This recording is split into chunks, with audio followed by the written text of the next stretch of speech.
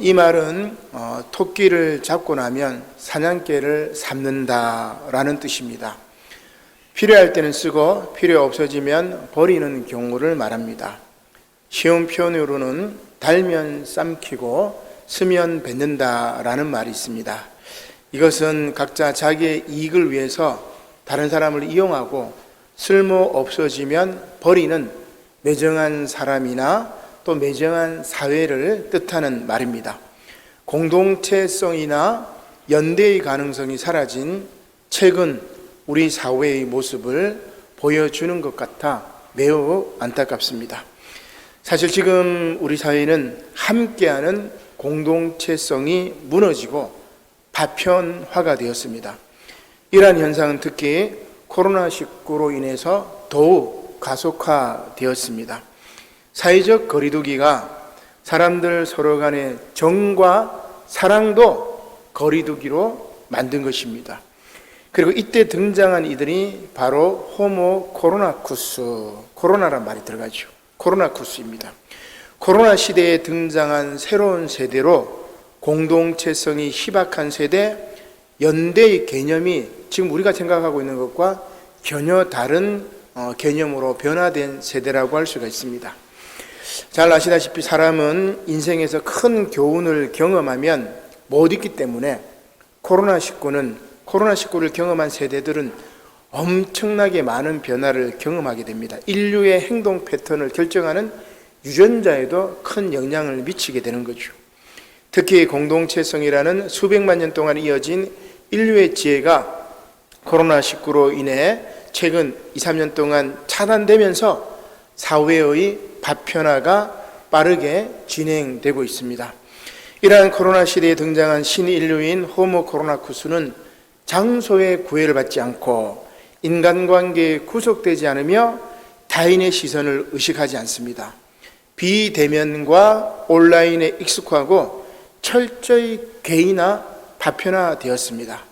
따라서 호모 코로나쿠스 세대는 이렇게 말합니다. 한번 넘겨볼까요? 학교에 꼭 가야 하냐? 우리 희은이도 학교에 개학을 하고 나니까 학교에 꼭 가야 되냐고. 그전처럼 그냥 컴퓨터로 수업하면 되는데 학교에 가야 되느냐. 그리고 또 젊은 세대, MZ세대들은 사회적 활동을 하지 않는 삶도 멋지다. 사회적 관계를 이렇게 맺지 않으려고 합니다. 그리고 또 하나는 뭐냐면 남의 인식은 신경 쓰지 않는다. 네가 뭘 하든지 내 마음대로 살겠다, 이런 이야기죠. 놀라운 것은 이들의 가족에 대한 인식도 변화되고 있다는 사실입니다. 호모 코로나쿠스들은 이렇게 말합니다. 우리는 누구나 태어나면서 가족을 만나지만 동시에 자신이 속한 가족과 부족을, 공동체를 살다가 발견하기도 한다. 유일한 방법은 솔직해지는 것이다. 솔직한 마음으로 새로운 가족들, 새로운 공동체를 만나는 것이죠. 이것은 혈연적 가족을 넘어 살아가면서 나와 비슷한 생각을 하는 사람들을 찾아서 만나게 되면 그것이 가족이라는 것입니다. 특히 새로운 가치로 연결되는 온라인 공동체가 바로 호모 코로나쿠스 세대의 가족이라는 것입니다. 이것은 인터넷이 취미, 관심사 등 여러 면에서 자신과 맞는 공동체를 쉽게 찾아낼 수 있는 발판을 마련해 주었기 때문에 가능한 것입니다. 따라서 호모 코로나쿠스는 온 오프라인의 경계 없이 자신의 정체성에 맞는 집단을 적극적으로 찾아서 교류를 하는 겁니다. 우리 아이들도 보니까 휴대폰으로 게임을 하면서 그 가상 공간에서 같이 더불어 게임하면서 대화도 하고 톡으로 뭐 대화를 하든지 또 뭡니까 얼굴 서로 마주 보면서 통화를 하고 대화를 하기도 하고, 그렇게 그 가상 공간에서 같이 게임을 하면서 정체성에 맞는 집단을 찾아서 교류하면서 그게 가족이 되는 거예요. 옆에 부모가 있어도 부모하고는 지금 전혀 다른 관계를 맺고 있는 새로운 가족 공동체가 탄생한 겁니다. 가족은 더는 핏줄로 이어진 사람들만을 뜻하지 않습니다. 같은 관점을 공유하는 이들이 강력한 정서적 유대감으로 결속해서 새로운 가족을 구성해 나가는 것입니다. 이것을 조금 어려운 말로 하면은 동시성의 비동시성, 그런 이야기를 할 수 있습니다. 우리가 지금 손자, 손녀들하고 같이 한 방에 같이 거실에 같이 앉아 있죠. 스마트폰 따로 보면서 동시에 같이 앉아 있지만 비동시입니다. 같은 세상을 사는 게 아니에요. 주로 지향하는 가치가 비슷한 사람들끼리 이제 결집을 합니다. 어느 공동체 혹은 어느 가족에 속할 것인지, 요즘 아이들은 이제 팸 뭐 이렇게 얘기를 하는데, 뭐 크루라든지 자신의 정체성을 찾는 일과도 밀접하게 연관이 됩니다. 이들은 여러 집단에 동시에 소속되기도 하고 집단과 집단 사이를 유연하게 이동하기도 하며 새로운 집단을 직접 만들어 내기도 합니다. 이 가상 공간이 다 가능해요. 특히 이제 메타버스를 통해서는 뭐 더 가능해지겠죠. 자, 그런데 이것은 긍정적인 측면도 있지만 부정적인 측면으로는 앞서 말씀드린 토사구팽이 있습니다. 이들은 공동체성과 연대성이 약합니다. 끈끈한 결속력이 없어서 쉽게 무너집니다. 왜냐하면 함께 공유할 영적인 가치가 없기 때문입니다. 필요에 따라, 이익에 따라 모였기 때문에, 재미에 따라 모였기 때문에 한번 틀어지면 함께할 이유가 없는 거죠. 호모 코로나쿠스는 새로운 가족의 대안을 보여주었지만 이렇게 내용 없는 형식으로, 내용 없는 기술적인 바탕으로 굉장히 많은 아쉬움을 남겨준다, 그렇게 생각해 볼 수가 있습니다. 따라서 오늘 말씀은 진정한 가족 공동체에 관한 말씀입니다.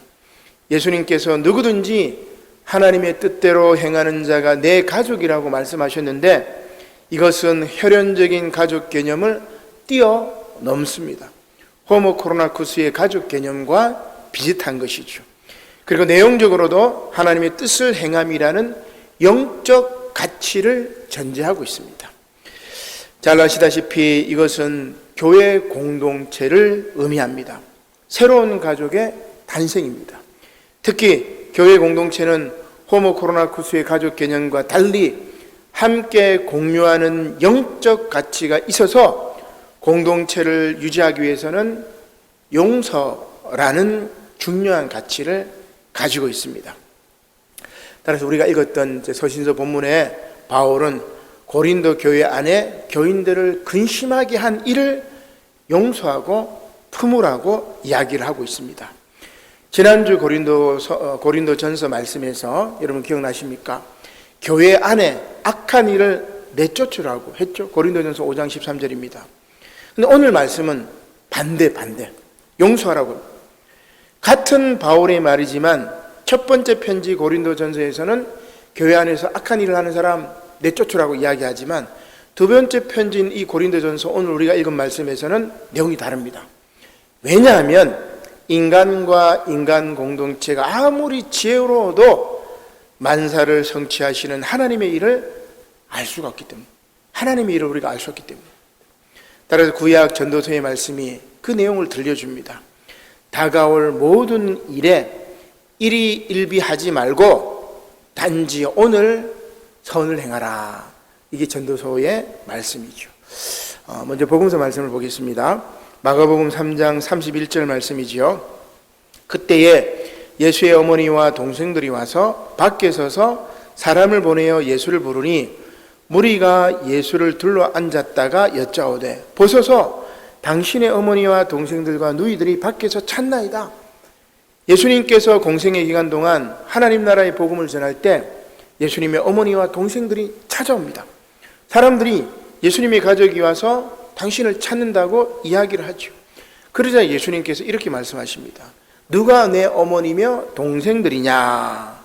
그리고 둘러앉은 자들을 쫙 보시면서 말씀하십니다. 내 어머니와 내 동생들을 보라. 누구든지 하나님의 뜻대로 행하는 자가 내 형제요 자매요 어머니니라. 그렇습니다. 가족은 이제 더 이상 혈연에 속하지 않습니다. 하나님의 뜻대로 행하는 이들이 그리스도 안에서 한 가족이요 한 형제 자매입니다. 여기서 그리스도 안이 중요합니다. 이것이 함께 공유해야 할 영적 가치입니다. 그리고 중요한 것은 이러한 영적 가치를 공유한 사람들은 토사구팽이 아니라 배려와 용서, 인내와 사랑으로 함께하는 것에 가치에 우선성을 두게 되는 것입니다. 왜냐하면 인간은 모두 다 부족하기 때문입니다. 이것은 인간의 한계를 이해할 때 가능합니다. 사람은 살아가면서 누구나 실수를 하죠. 공동체를 위기에 빠뜨리기도 하고 근심하게 하기도 합니다. 고린도 교회에 어떤 사람이 교회 전체를 막 무너뜨리려고 한 거죠. 오늘 서신서 말씀은 바로 그런 사람에 대한 말씀입니다. 고린도 후서 2장 5절 말씀인데 우리가 아까 함께 교독했지만은 참 우리 세번역이 조금 개역 세번역이 조금 어렵습니다. 그래서 아주 쉬운 말씀인 공동번역으로 제가 한번 읽어보겠습니다. 어떤 사람이 내 마음을 아프게 한 일이 있습니다. 바울의 마음을 아프게 했단 말이에요. 그러나 그 사람은 내 마음을 아프게 했다기보다는 사실은 여러분 모두의 마음을 어느 정도 아프게 한 것입니다. 그러니까 고린도 교회에 어떤 한 사람이 고린도 교회를 막 위기에 빠뜨리고 막 힘들게 만든 거예요. 그래서 바울의 마음을 아프게 하기도 했고 고린도 교회 교인들 전체의 마음을 아프게 한 겁니다. 계속해서 보겠습니다. 너무 심하게 들릴까 보아서 나는 어느 정도라는 말을 씁니다. 그 사람은 이미 여러분 대다수의 사람에게서 상당한 벌을 받았으니, 그러니까 그 아프게 한 사람을 교회에서 치리를 한 거예요. 그죠? 요즘에는 막 교회에서 치리를 잘 안 합니다. 그죠? 근데 당회가 치리권이 있기 때문에 그 잘못한 교인을 다 치리를 할 수가 있습니다. 근데 그 고린도 교회가 그 교인을 치리를 한 거예요. 자, 치리를 했으니 상당한 벌을 받았으니 그러니 이제는 여러분도 그를 용서하고 위로해 주시기 바랍니다. 치리를 했으니까 용서하라는 말이죠. 그렇지 않으면 그는 지나친 슬픔에 빠져들지도 모릅니다. 그러니 여러분은 부디 그에게 사랑을 다시 베풀어 주십시오. 이렇게 얘기합니다. 고린도 교회, 지난주에 제가 문제가 많았다고 말씀드렸죠. 아마도 고린도 교회의 모든 교인을 근심하게 한 사람, 마음을 아프게 한 사람이 있었던 것 같습니다. 그는 공식적으로 치리, 곧 벌도 받았습니다. 따라서 바울은 이제는 그를 용서하고 위로하라는 권면을 하고 있습니다. 계속 말씀을 보겠습니다. 고린도후서 2장 9절의 말씀이죠. 내가 그 편지를 쓴 것은, 그 편지는 아마도 고린도전서에 그 사람을 치리하라, 그 사람을 내쫓으라 그랬던 말인 것 같아요. 내가 그 편지를 쓴 것은 여러분이 그 시련을 얼마나 잘 견디어내는지, 또 내 교훈을 얼마나 잘 순종하는지를 알아보기 위한 것이었습니다. 여러분이 어떤 사람을 용서하면 나도 그를 용서해 줍니다. 그리고 내가 무엇이든 용서한 것이 있다면 그것은 그리스도께서 보시는 앞에서 여러분을 위해서 용서해 준 것입니다. 그러면 우리는 이제 사탄에게 속아 넘어가는 일이 없을 것입니다. 우리는 사탄의 책략을 다 알고 있지 않습니까? 좀 이해가 쉽죠? 그죠? 여기서 그 편지는 앞서 말씀드린 바대로 고린도 전서라고 할 수가 있습니다. 이 편지에서 바울은 교회 내에서 악한 일을 내쫓으라고 했죠. 매우 신랄하고 준엄한 내용이었습니다. 고린도 교회 교인들은 충격을 받았을 것입니다.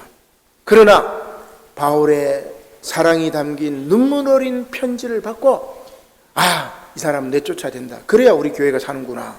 그래서 고린도 교회 교인들은 자신들의 잘못을 누이치고 회개합니다. 그리고 교인들은 자신들의 변화된 태도를 바울에게 증명해 보이고자 불의를 행한 일을, 교회를 위험에 빠뜨린 일을, 혼란스럽게 한 일을, 이간질하는 일을 처벌을 해버립니다. 자, 그런데 바울은 고린도 교회 교인들이 불의한 자를 그렇게 징계했기 때문에 이제는 용서하라고 합니다. 이게 오늘 핵심의 말씀이에요. 그를 교회에서 떨어져 나가지 않도록 잘 보살펴 주라고 그렇게 이야기합니다. 고린도 교인들은 불의한 자를 완전히 막 추방하려고 했습니다. 봐도 사도님, 이 사람은 우리가 내쫓아야 됩니다. 그렇게 이야기합니다. 그러나 바울은 뭐라고 이야기합니까? 그렇게 하는 것이야말로 사탄에게 쏘가 넘어가는 일입니다. 이것이 사탄의 책략입니다. 그렇게 얘기해요. 고린도 전서하고 후서하고 여러분 많이 다르죠. 그죠? 그렇습니다.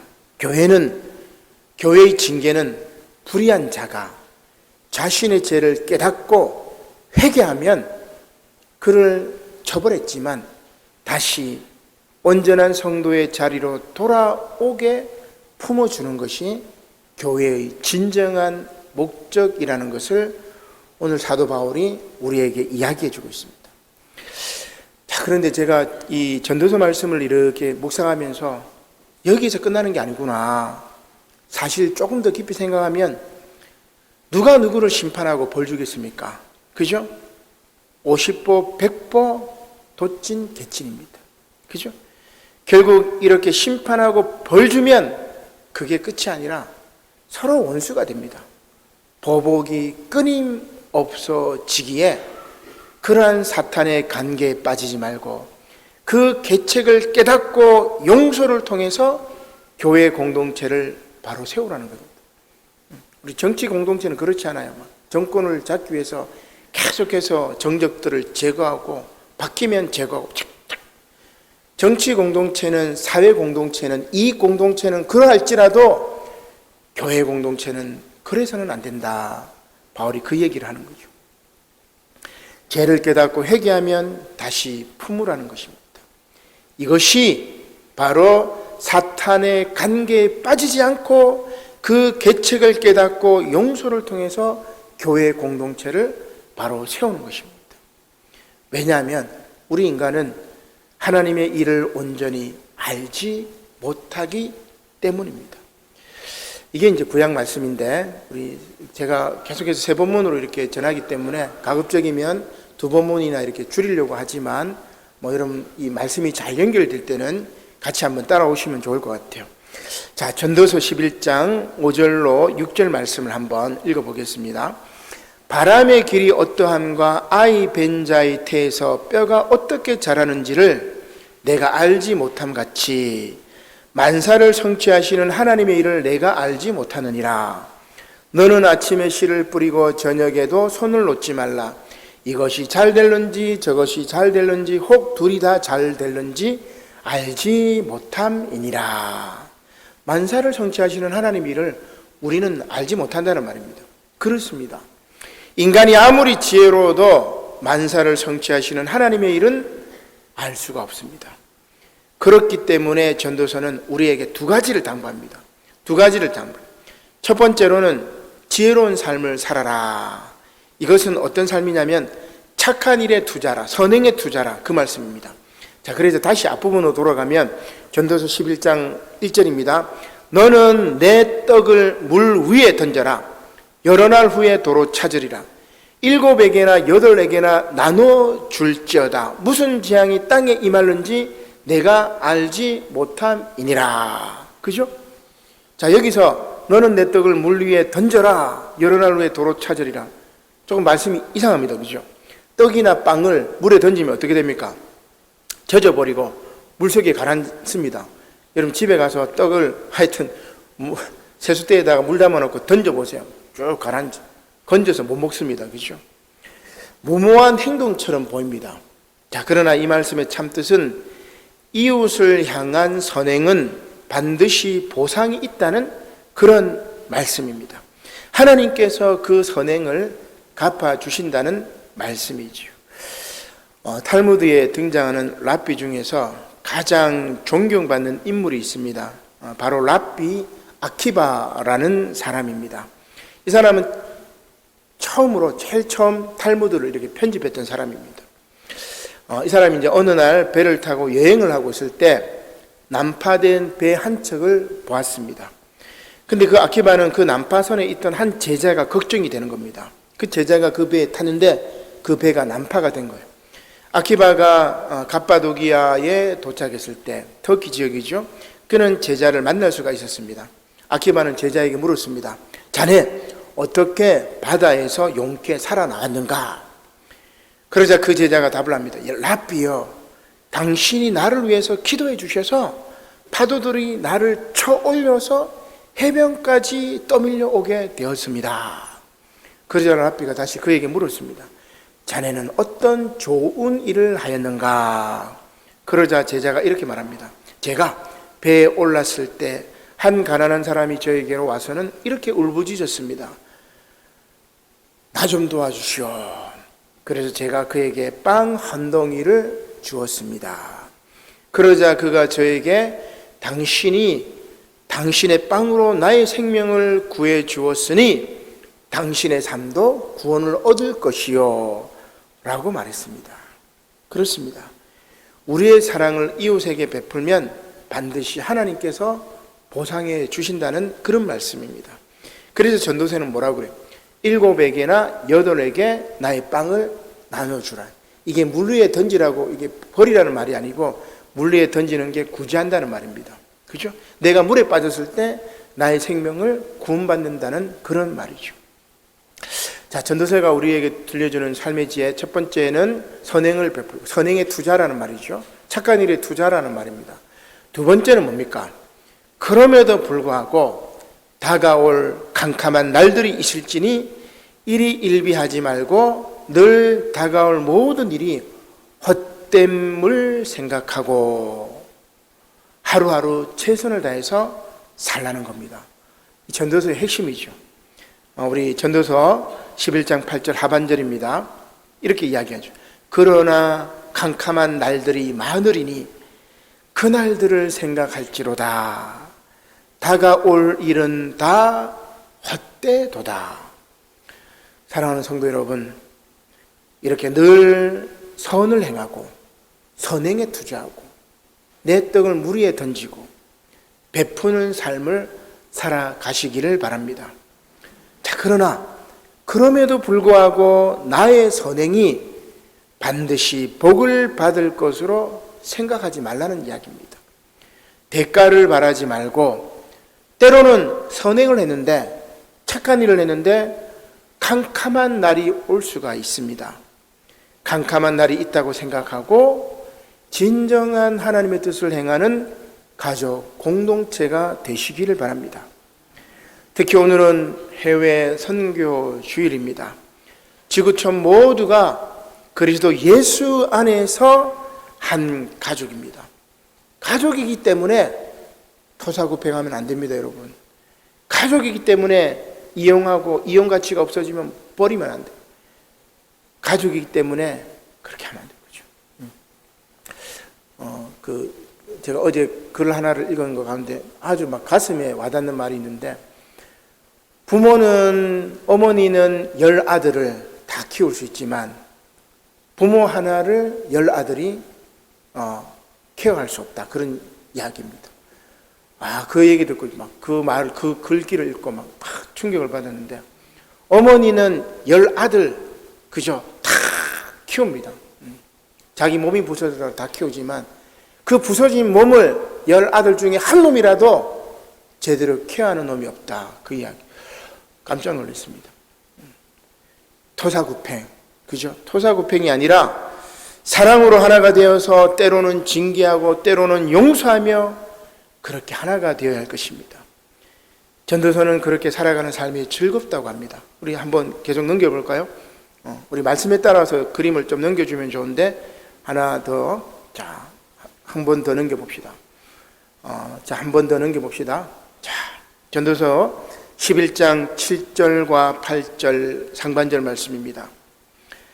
빛은 실로 아름다운 것이라. 눈으로 해를 보는 것이 즐거운 일이로다. 사람이 여러 해를 살면 항상 즐거워할지로다. 이렇게 이야기합니다.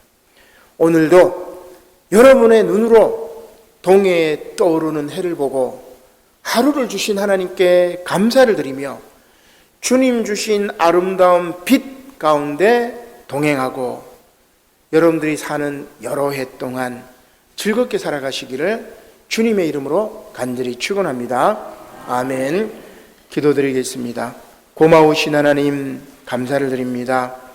오늘 말씀과 같이 우리 사회가 혐오 코로나19로 인하여 또한 우리 사회가 사회적 거리두기를 통해서 정과 사랑을 거리두기 하여 파편화된 사회, 각자 도생의 사회로 변해가지만, 그러나 우리 믿는 그리스도인들은 그리스도 예수 안에서 토사구팽이 아니라 하나님의 뜻을 행하는 참된 가족 공동체로 하나가 되어서 그리스도 예수님의 사랑을 증거하며 선행을 하며 착한 일을 하며 그럼에도 불구하고 보답을 대가를 바라지 않고 오늘도 하루를 주신 하나님께 감사하며 살아갈 수 있도록 은혜를 허락하여 주시옵소서. 감사를 드리며 예수님의 이름으로 기도드립니다. 아멘.